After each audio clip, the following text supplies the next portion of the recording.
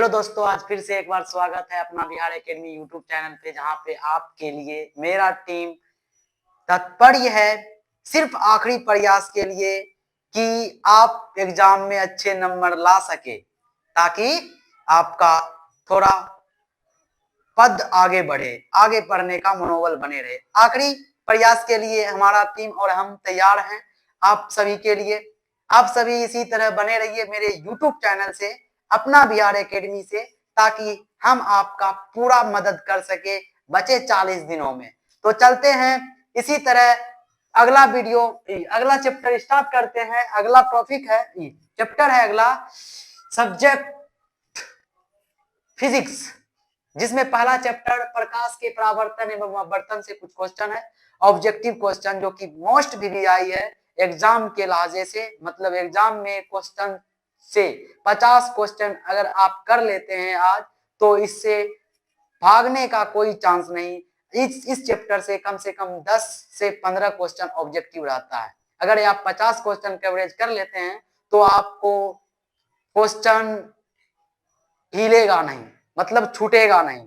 तो देखते हैं, क्वेश्चन की तरफ नहीं चलेंगे अभी, पहले तो हम चैप्टर के बारे में कुछ जानकारी प्राप्त करते हैं। प्रकाश के बारे में पढ़ेंगे, कुछ परावर्तन और अपवर्तन के बारे में पढ़ेंगे। पहले तो प्रकाश के बारे में जानते हैं। प्रकाश, आखिर प्रकाश है क्या? प्रकाश है क्या? देखिए, प्रकाश एक ऊर्जा के रूप में है। प्रकाश क्या है? एक ऊर्जा है। जो क्या है? प्रकाश एक ऊर्जा है जो सीधी रेखा में गमन करती है, और यह विद्युत चुंबक के तरंग भी है। क्या है? विद्युत चुंबक के तरंग। यह सीधी रेखा में गमन करती है।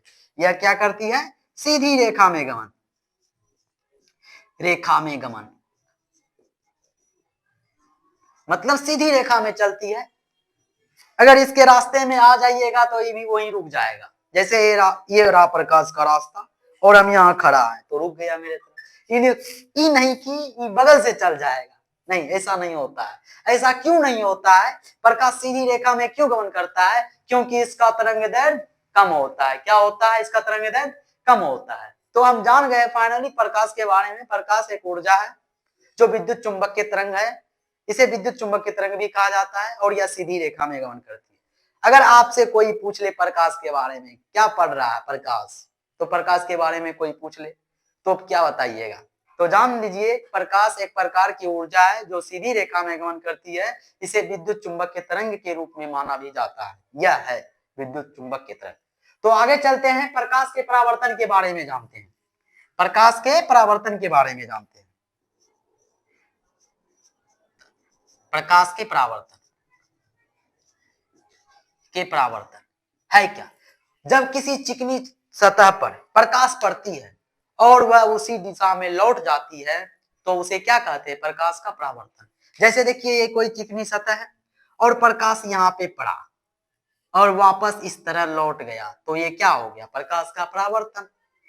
यानी कि ये नीचे नहीं आएगा, जिस दिशा से आया उसी दिशा में मुड़ जाएगा, तो ये क्या कहलाएगा? प्रकाश का परावर्तन। जिस तरफ से आया है उसी तरफ से लौट जाएगा, प्रकाश का परावर्तन कहलाएगा। प्रकाश के परावर्तन के दो नियम होते हैं, उसको भी साथ ही साथ लेके चलते हैं। दो नियम कैसे होता है? प्रकाश के परावर्तन के कितने नियम होते हैं? दो नियम होते हैं।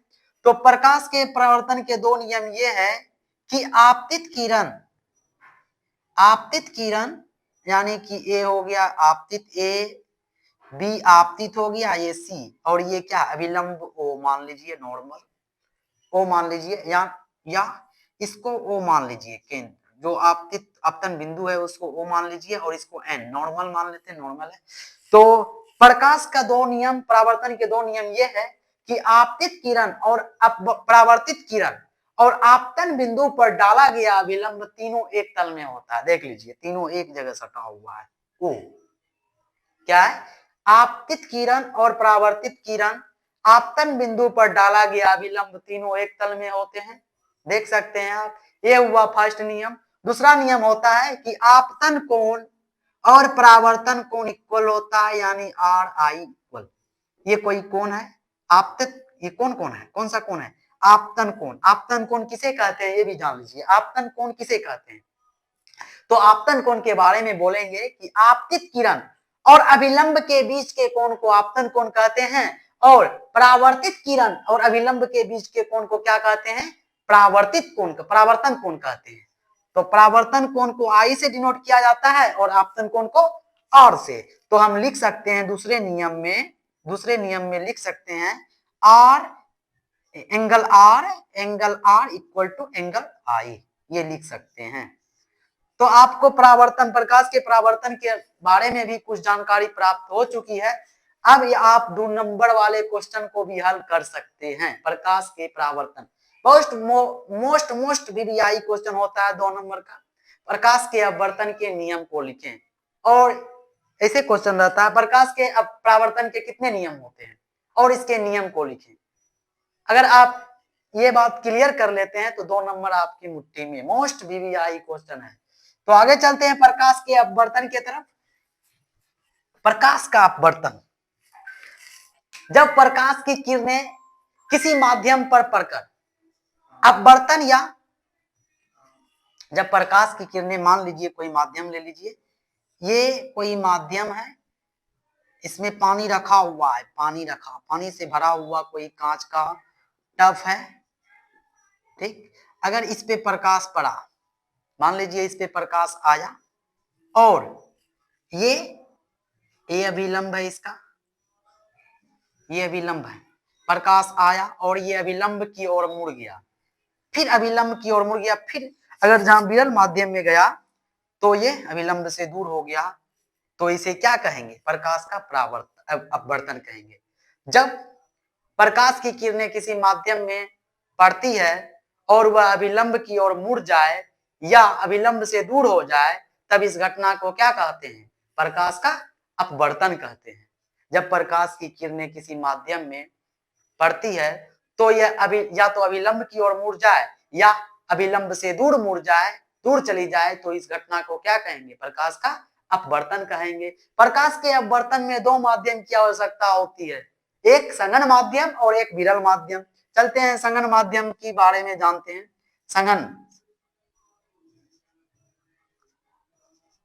संघन माध्यम थोड़ा सा गलती उल्टी चलेगा, ओके, उस पर ध्यान नहीं देना है। संघन माध्यम एक ऐसा माध्यम है, जैसे मान लीजिए कि भीड़ भाड़, मेला में गए, तो मेला में आराम से चलते हैं कि उड़ते फाड़ते चलते हैं? आराम से चलते हैं ना। संघन माध्यम वही है जहां पे आराम से प्रकाश चले, संघन माध्यम।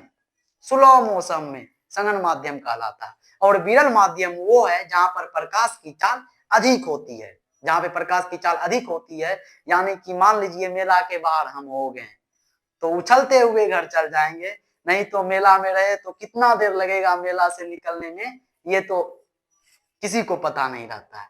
तो अब संघन और विरल समझ गए होंगे। संघन माध्यम वो है जहां पर घना रहे, घना मतलब कि जहां से हम निकल ना पाए, वो संघन। जहां पे हमको फ्री फाइंड है, जहां चल सकते हैं हम, इधर जिधर मन तिधर चल सकते हैं, वो विरल है। जैसे देखिए हवा क्या है? विरल माध्यम है। किसकी अपेक्षा? पानी की अपेक्षा हवा क्या है? विरल माध्यम है। और पानी क्या है? संघन माध्यम है। पानी में उतना तेजी से हम नहीं चल सकते हैं, जबकि हवा में पानी की अपेक्षा ज्यादा चाल में चलते हैं। तो पानी क्या हो गया? संघन माध्यम हो गया, और ये क्या बोलते हैं, हवा क्या हो गया? विरल माध्यम हो गया। और ले लीजिए निर्वात और हवा। निर्वात में कुछ नहीं है, फ्री, वहां प्रकाश की चाल बहुत अधिक होती है, बहुत अधिक, जिसको बोलते हैं सबसे ज्यादा प्रकाश की चाल कहाँ होती है? निर्वात में होती है। और हवा में आते ही थोड़ा नॉर्मल हो जाता है। तो इस तरह हमको क्या पता चला? प्रकाश के अपवर्तन के लिए कितने माध्यम की आवश्यकता होती है? 2 माध्यम की आवश्यकता होती है। तब हम जान चुके हैं प्रकाश के बारे में और परावर्तन और अपवर्तन के बारे में। आगे चलते हैं, ऑब्जेक्टिव क्वेश्चन सॉल्व करते हैं। ऑब्जेक्टिव को देखते हुए बड़ी मेन पॉइंट को उठाएंगे, और उससे जो 2 नंबर वाले क्वेश्चन बनने का चांस होगा उसको भी हम हल करते हुए जाएंगे। चलते हैं ऑब्जेक्टिव क्वेश्चन की तरफ, और 1 नंबर ऑब्जेक्टिव क्वेश्चन देखते हैं। 1 नंबर है, परावर्तन के नियम से निर्धारित होता है आपतन कोण और परावर्तन कोण बराबर होता है। आपतन कोण बराबर अपवर्तन कोण, आपतन कोण बराबर विचलन कोण, इनमें से कोई नहीं। आपको बता चुके हैं कि आपतन कोण और परावर्तन कोण इक्वल होता है angle A are equal to angle I, आपको बता चुके हैं। तो इसका ऑप्शन नंबर ए क्या हो जाएगा, राइट हो जाएगा। ऑप्शन नंबर ए राइट हो जाएगा। आगे चलते हैं दूसरा नंबर क्वेश्चन। दूसरा नंबर क्वेश्चन है प्रकाश तरंग का उदाहरण है। प्रकाश एक कैसा तरंग है, तो प्रकाश हम बता चुके हैं प्रकाश एक विद्युत चुंबकीय तरंग है। तो ऑप्शन देखेंगे ध्वनि तरंग तो नहीं होगा, विद्युत चुंबकीय तरंग, ये राइट आंसर है। बैगनी तरंग नहीं है, नॉन नहीं, कुछ नहीं है। तो ऑप्शन कौन सा सही हो जाएगा, प्रकाश का उदाहरण है विद्युत चुंबकीय तरंग। आगे चलते हैं 3 नंबर क्वेश्चन। निम्नलिखित में किस माध्यम में प्रकाश की चाल सबसे अधिक होती है, निम्नलिखित में किस माध्यम में प्रकाश की चाल सबसे अधिक होती है, आपको अभी तुरंत बताएं कि निर्वात में प्रकाश की चाल जो होती है सबसे अधिक होती है। तो निर्वात कहाँ है, डी ऑप्शन इसका राइट हो जाएगा। डी ऑप्शन इसका राइट हो जाएगा। अगला क्वेश्चन देखते हैं, प्रकाश की किरणें गमन करती है, ये भी आपको अभी बता चुके हैं। प्रकाश की किरणें सीधी रेखा में गमन करती है क्योंकि इसका तरंगदैर्घ्य कम होता है, पहले बता चुके हैं आपको। तो ये ऑप्शन नंबर ए मेरा राइट हो जाएगा। आगे चलते हैं 5 नंबर क्वेश्चन की तरफ। 5 नंबर क्वेश्चन है, तेलीय कागज होता है। तेलीय कागज मतलब तेल से लपटा हुआ कागज, मतलब तेल गिर चुका है कागज पे, तो वो कागज कैसा होगा। तो ऑप्शन है पारदर्शक। देखिए दोस्तों, पारदर्शक होता है जैसे पारदर्शक कोई पदार्थ लिए और आर पार वो मेरे सामने का लैपटॉप झलक रहा है, तो उसे क्या कहेंगे, पारदर्शक। और पारदर्शक और क्या है, अपारदर्शक। अपारदर्शक माने कि ये दीवार, उस पार का कोई वस्तु हमको दिखाई नहीं पड़ता, ये क्या हो गया, अपारदर्शक। और क्या है, पारभाषक। पारभाषक एक ऐसा पदार्थ होता है जिसमें स्पष्ट रूप से ना तो आर पार की वस्तु दिख सके और ये भी नहीं होती है कि उस पार की वस्तु नहीं दिखे, थोड़ा भी नहीं दिखे, तो इसे क्या बोलेंगे, पारभाषक पदार्थ। जैसे मान लीजिए हम इस तरफ है, उस तरफ की वस्तु दिख रही है थोड़ा थोड़ा, पूरा नहीं दिख रही है, थोड़ा थोड़ा दिख रही है, तो वो क्या होगी, पारभाषक पदार्थ। तो कागज जो होता है, तेल लगा कागज या तो तेल पे गिरा कागज, वो कैसा होता है, पारभाषक होता है। ना तो स्पष्ट रूप से दिखता है और ऐसा भी नहीं होता है कि पार का वस्तु नहीं दिखे साफ साफ। तो आगे चलते हैं, अगला क्वेश्चन 6 नंबर क्वेश्चन, प्रकाश के परावर्तन के कितने नियम है, आपको बता चुके हैं पीछे। प्रकाश के परावर्तन के 2 नियम होते हैं। पहला नियम यह है आपतन कोण और परावर्तन कोण आपतन बिंदु पर डाला गया अभिलंब तीनों एक तल में होते हैं। दूसरा नियम यह है आपतन कोण और परावर्तन कोण इक्वल होता है, बता चुके हैं। तो इसका राइट आंसर क्या हो जाएगा, बी इसका राइट आंसर 6 नंबर का। आगे चलते हैं 7 नंबर क्वेश्चन की तरफ। समतल दर्पण द्वारा बना प्रतिबिंब होता है, समतल दर्पण द्वारा बना प्रतिबिंब। समतल दर्पण का यूज आप अपने घर में भी करते हैं, तो उसमें बना प्रतिबिंब कैसा होता है। अगर आप दर्पण के सामने से हट जाइएगा, प्रतिबिंब दर्पण पे नहीं रहेगा, लेकिन आप वास्तविक है जमीन पे रहिएगा, ये आप देख लीजिए। अगर हम यहाँ खड़ा है तो हमको पर्दा पे उतारा जा सकता है, लेकिन दर्पण में बने प्रतिबिंब को पर्दा पर नहीं उतारा जा सकता है, तो वो कैसा प्रतिबिंब है, काल्पनिक प्रतिबिंब है।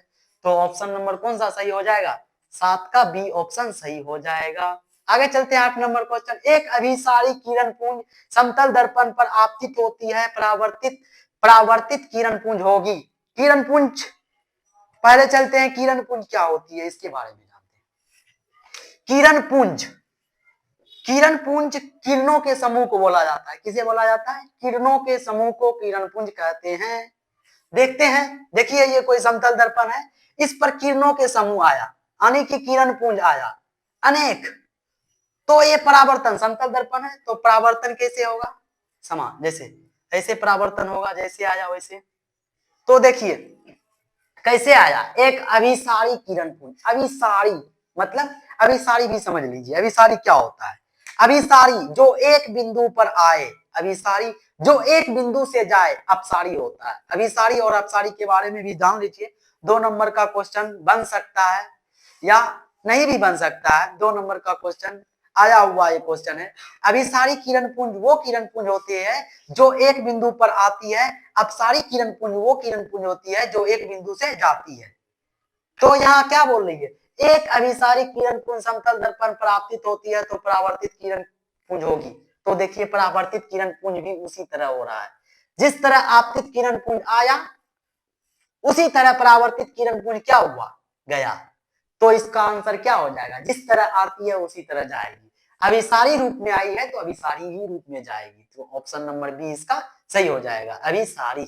तो चलते हैं 9 नंबर क्वेश्चन की तरफ। किसी समतल दर्पण द्वारा आवर्धन होता है, किसी समतल दर्पण द्वारा आवर्धन होता है। आवर्धन के बारे में अगर पता नहीं है तो जान लीजिए, अगर है तो बहुत अच्छा। आवर्धन होता क्या है, मान लीजिए ये कोई समतल दर्पण है, ये क्या है, समतल दर्पण है, ऐसे नहीं है। मान लीजिए ये कोई समतल दर्पण है, ओके, और यहाँ हम खड़ा है, ये क्या है, ए बी, मान लीजिए हम खड़ा है दर्पण के सामने, तो दर्पण में बना प्रतिबिंब दर्पण के पीछे होगा, B A B, A dash B dash मान लेते हैं। दर्पण के सामने खड़ा है, दर्पण के पीछे भी खड़ा आदमी होगा, काल्पनिक प्रतिबिंब, दर्पण के सामने वास्तविक, दर्पण के पीछे काल्पनिक। अब देखिए समतल दर्पण में कैसा प्रतिबिंब बनता है, समान प्रतिबिंब बनता है। जितना ऊंचाई ये दर्पण में होगा वस्तु का, जितना ऊंचाई वास्तविक में होगा उतना ही ऊंचाई काल्पनिक में भी बनेगा, एम एम। क्या, जितना ऊंचाई दर्पण के सामने बनेगा, दर्पण के सामने वस्तु रखा हुआ है, उतने ऊंचा दर्पण के पीछे काल्पनिक प्रतिबिंब बनेगा। तो आवर्धन क्या होता है, दर्पण में बना प्रतिबिंब और वास्तविक प्रतिबिंब के अनुपात को आवर्धन कहते हैं। यानी कि दर्पण के सामने वास्तविक प्रतिबिंब और काल्पनिक प्रतिबिंब के अनुपात को क्या कहते हैं, आवर्धन कहते हैं।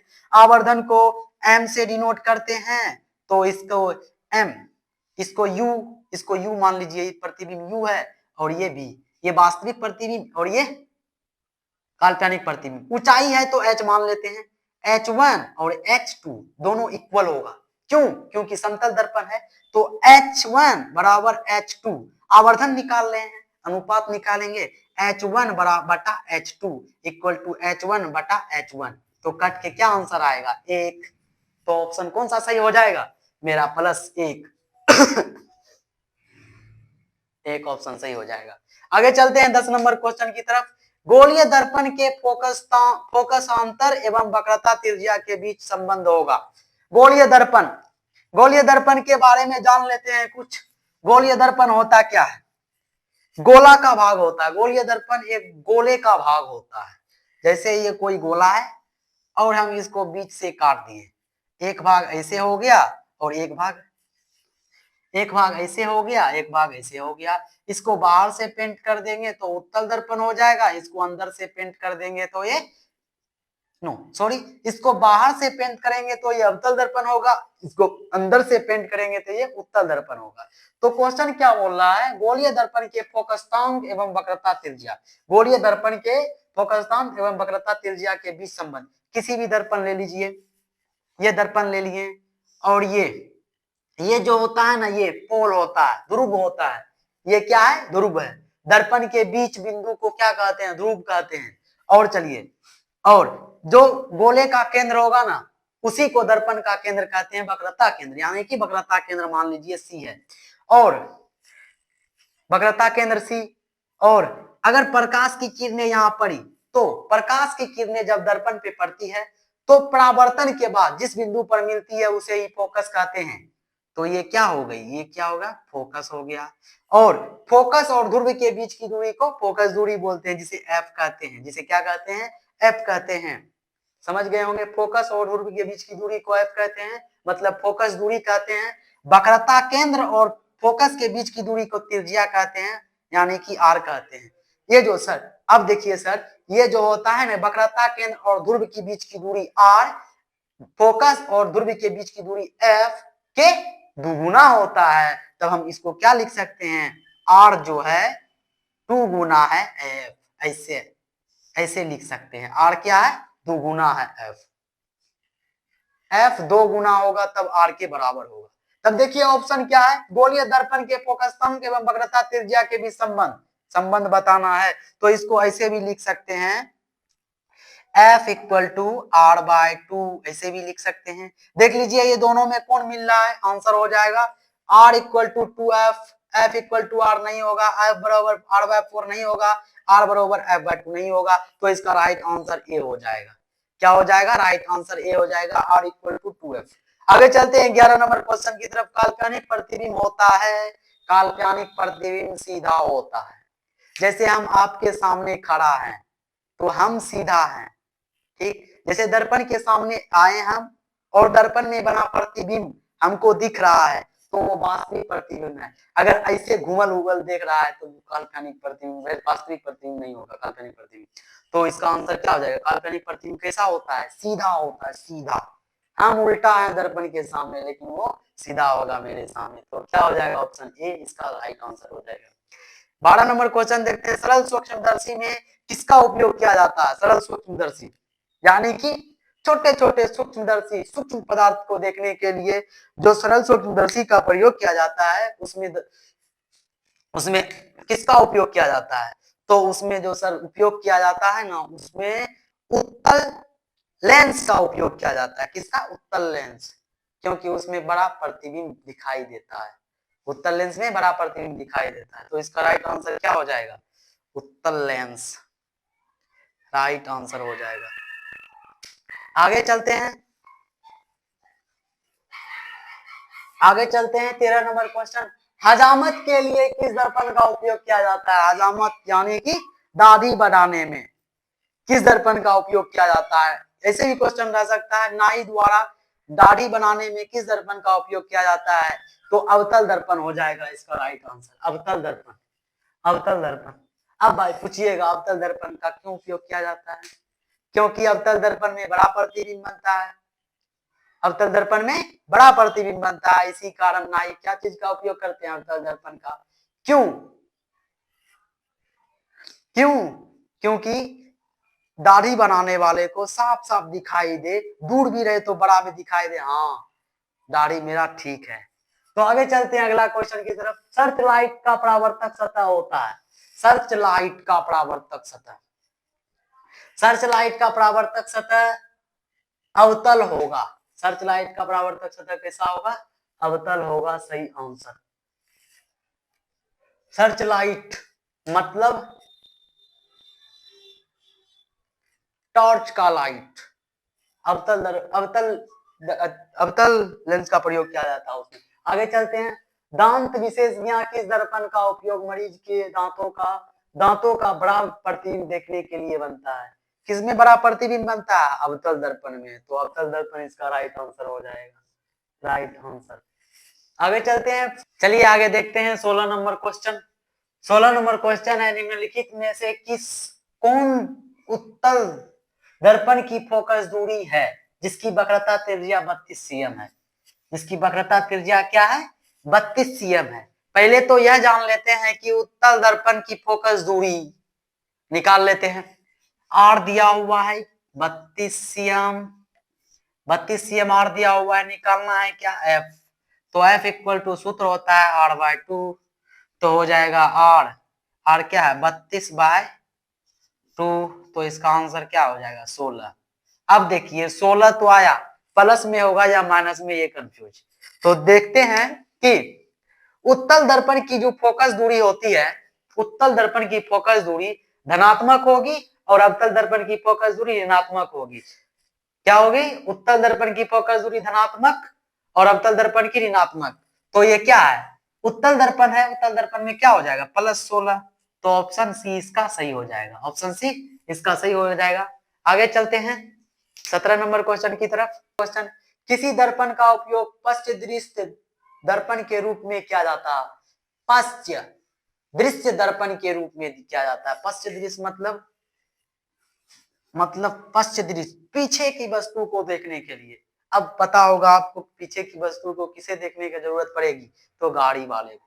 तो गाड़ी वाले जो बगल में शीशा रखता है उसमें उत्तल दर्पण का प्रयोग किया जाता है, क्योंकि उत्तल दर्पण में वस्तु का बना प्रतिबिंब सीधा और छोटा दिखाई देता है, सीधा और छोटा और पास दिखाई देता है, नजदीक।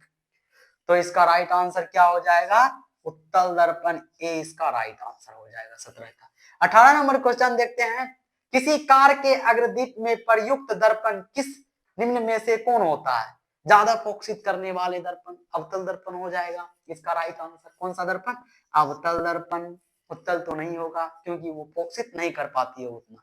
अग्रदीप, कार के अग्रदीप मतलब आगे वाले लाइट में, आगे वाले लाइट में कौन सा दर्पण? अवतल दर्पण। आगे चलते हैं आगे क्वेश्चन की तरफ। चलिए अगला क्वेश्चन देखते हैं, 19 नंबर क्वेश्चन देखते हैं। समतल दर्पण की फोकस दूरी होती है, समतल दर्पण की फोकस दूरी होती है, फोकस दूरी होती है। देखिए समतल दर्पण है, ये समतल दर्पण है, इसकी फोकस दूरी अनंत होगी। समतल दर्पण की फोकस दूरी अनंत होती है, याद रखिएगा। आगे बता देंगे डिटेल्स में, याद रखिएगा। अभी तत्काल याद रखिएगा, समतल दर्पण की फोकस दूरी क्या होती है? अनंत होती है। चलिए बता देते हैं क्यों होती है अनंत समतल दर्पण की फोकस दूरी। देखिए समतल दर्पण एक समान होता है, उत्तल ये है अवतल दर्पण। अवतल दर्पण की फोकस दूरी अनंत नहीं होगी क्योंकि देखिए फोकस दूरी ऐसे जाके कहीं तो मिल जाएगी, कहीं किस में मिलेगी? ये दर्पण में, तो अनंत नहीं होगी समतल दर्पण में। ये उत्तल दर्पण में, अवतल दर्पण में, तो समतल दर्पण में होगी अनंत। आगे चलते हैं 20 नंबर क्वेश्चन। उत्तल दर्पण में बना काल्पनिक प्रतिबिंब होता है, उत्तल दर्पण में बना काल्पनिक प्रतिबिंब होता है सीधा और हार्श से। याद रखिएगा सीधा और हार्श होती है, सीधा तो बनेगी लेकिन हार्शित बनेगी, सीधा और हार्श। अब देखिए 21 नंबर क्वेश्चन। किसी दर्पण में हमेशा वस्तु के छोटा प्रतिबिंब प्राप्त होता है, किस दर्पण में हमेशा वस्तु का छोटा प्रतिबिंब प्राप्त होता है? तो आपको बता दिए पहले भी, उत्तल दर्पण में। कौन सा दर्पण में? उत्तल दर्पण में वस्तु का प्रतिबिंब छोटा दिखाई देता है, इसी कारण इसका उपयोग कहाँ किया जाता है? कहाँ किया जाता है? पाश्च दर्पण के रूप में, गाड़ी के साइड मिरर के रूप में, बोले तो गाड़ी के साइड मिरर के रूप में। आगे चलते हैं 22 नंबर क्वेश्चन। 22 नंबर क्वेश्चन 20 हो चुका है, 21 हो गया, 22। अवतल दर्पण की फोकस दूरी होती है, अवतल दर्पण की फोकस दूरी होती है। उत्तल दर्पण का पीछे बताए थे, उत्तल दर्पण की फोकस दूरी धनात्मक होती है, तो अवतल दर्पण की उसके विपरीत ऋणात्मक। तो इसका बी ऑप्शन सही हो जाएगा। गोलीय दर्पण, अगला क्वेश्चन 23 नंबर। गोलीय दर्पण परावर्तक पृष्ठ की वृत्ताकार सीमा रेखा को का व्यास कहलाता है, वृत्ताकार सीमा रेखा का व्यास कहलाता है, तो क्या कहलाएगा? इसका आंसर होगा गोलीय दर्पण का द्वारक कहलाता है। क्या कहलाता है? गोलीय दर्पण का द्वारक, पीछे बता चुके हैं। आगे चलिए फिर दर्पण का सूत्र है, दर्पण का सूत्र 1/v + 1/u = 1/f p है, एक 1/v - 1/u = 1/f, C option है 1/f + 1/u = 1/f, T option है 1/f + 1/v = 1/u।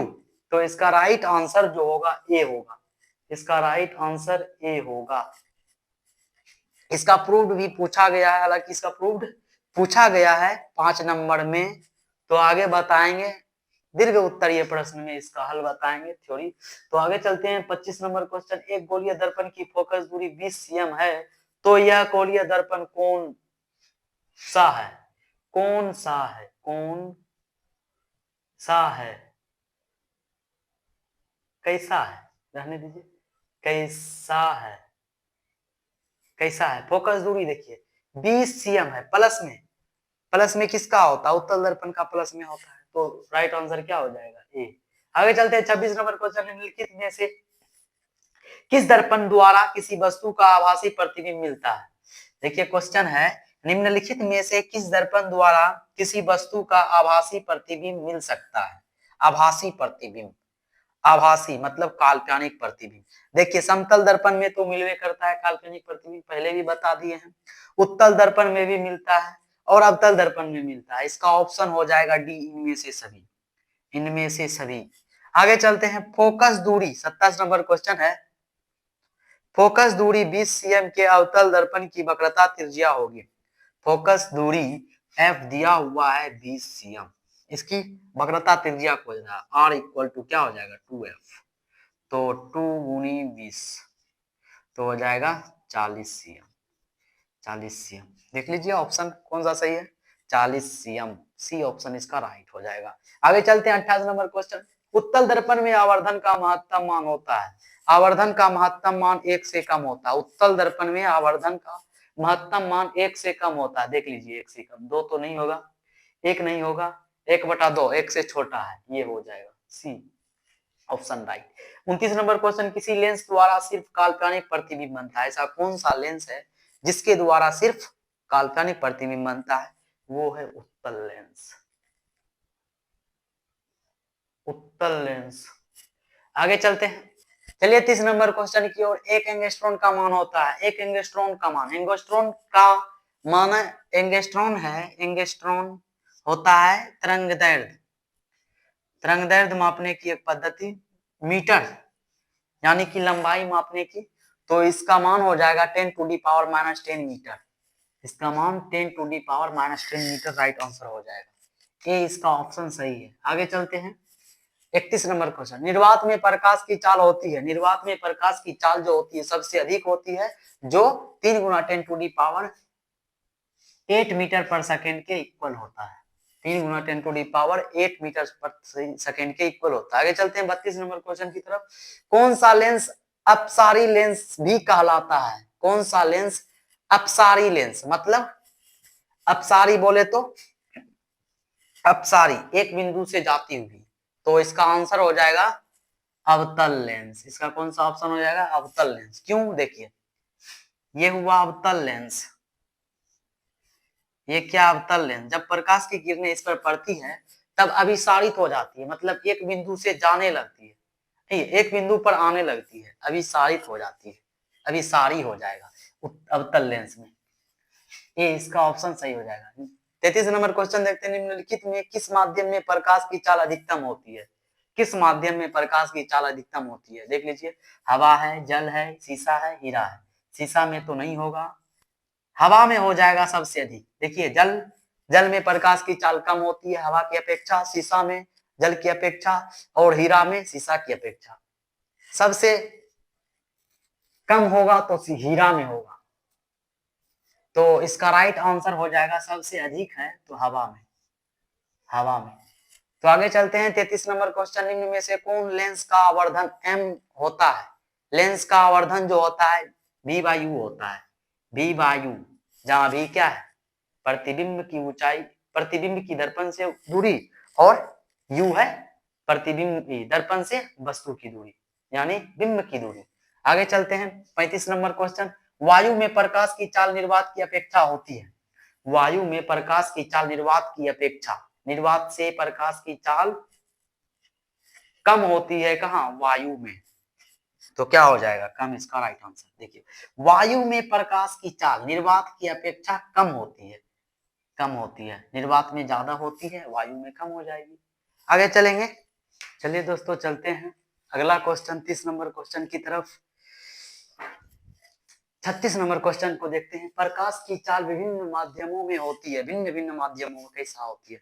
तो आपको पहले बताएं कि प्रकाश की चाल अलग अलग माध्यमों में अलग अलग होती है, जैसे निर्वात और हवा। निर्वात में हवा की अपेक्षा अधिक होती है, निर्वात में हवा की अपेक्षा अधिक होती है। और पानी और हवा ले लीजिए, पानी में हवा की अपेक्षा अधिक कम होती है प्रकाश की चाल। तो भिन्न भिन्न स्थानों पर भिन्न भिन्न माध्यमों में भिन्न भिन्न होती है, तब इसका आंसर राइट क्या हो जाएगा? बी इसका राइट आंसर हो जाएगा। आगे चलते हैं 37 नंबर क्वेश्चन, तालाब का जल कम गहरा दिखाई देने का कारण है, कम गहरा दिखाई देने का कारण है, तो इसका कारण हो जाएगा प्रकाश। देखिए प्रकाश जब पहले हवा में था उसके बाद जल में गया, ऐसे पता चल रहा है दो माध्यम है, तो अब बर्तन होगा, तो क्या होगा? अब बर्तन होगा, इसका बी ऑप्शन राइट हो जाएगा। तालाब का जल कम गहरा दिखाई देने का कारण है अपवर्तन। 38 नंबर क्वेश्चन, लेंस के मुख्य फोकस की संख्या होती है, लेंस के मुख्य फोकस की संख्या 2 होती है, याद रखिएगा, लेंस की मुख्य फोकस की संख्या 2 होती है। चलिए 39 नंबर क्वेश्चन, निम्नलिखित में से किस पदार्थ का उपयोग लेंस बनाने में नहीं की जाती है? पानी का उपयोग लेंस बनाने में किया जाता है, कांच का भी किया जाता है, प्लास्टिक का भी किया जाता है, और मिट्टी का नहीं किया जा सकता है। ये ऑप्शन सही हो जाएगा, डी ऑप्शन क्वेश्चन 39 का सही हो जाएगा। आगे चलते हैं 40 नंबर क्वेश्चन, फोटोग्राफी कैमरा का अभिदृश्य होता है, फोटोग्राफी कैमरा का अभिदृश्य होगा, इसका आंसर हो जाएगा उत्तल लेंस का, इसका उत्तल लेंस का होता है। आगे चलते हैं 41 नंबर क्वेश्चन, लेंस की क्षमता का मात्रक होता है। लेंस की क्षमता का मात्रक मतलब किससे मापा जाता है? डायोप्टर से मापा जाता है, पहले भी बता चुके हैं क्वेश्चन।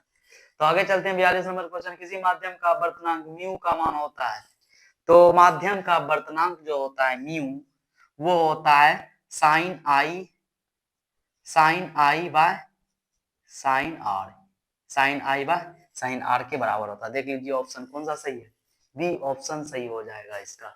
आगे चलते हैं, प्रकाश के अपवर्तन के नियम होता है, पहले भी बता चुके हैं, 2 होता है नियम, तो इसका राइट आंसर 2 हो जाएगा। जैसे प्रकाश के अपवर्तन के 2 नियम कौन कौन होते हैं? पहला नियम यह होता है कि आपतित किरण और अपवर्तित किरण और अभिलंब तीनों एक तल में होते हैं। दूसरा नियम यह है, दूसरा नियम से स्नेल के नियम भी कहा जाता है, दूसरा नियम को स्नेल का नियम भी कहा जाता है, जिसमें कि आपतन कोण की जिया और अपवर्तन कोण की जिया का अनुपात नियतांक होता है, जिसे हम क्या कहते हैं? Mu equal to sine I बटा साइन आर, ये भी कहा जाता है साइन आई बटा sine R, mu equal to sine I बटा साइन आर, इसे स्नेल का नियम भी कहा जाता है और प्रकाश के अपवर्तन का दूसरा नियम भी कहा जाता है।